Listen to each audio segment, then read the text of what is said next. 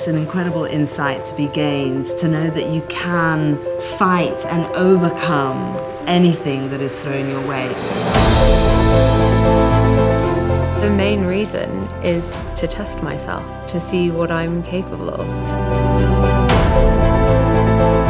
The story of why we're here and why we're doing it for breast cancer. You think life's too short and you really do have to live it, and that's why we're doing what we're doing. 154 days to go. We haven't seen the sunshine in about a week.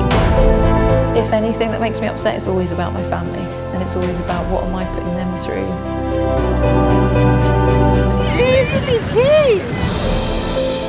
If something was to happen, I know that I've had no regrets in my life whatsoever.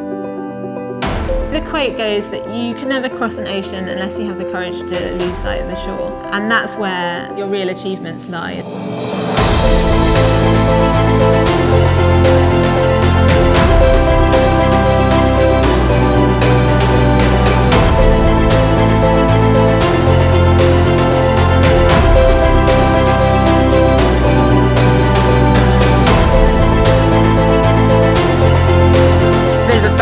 Fire and we lost the MPPT box.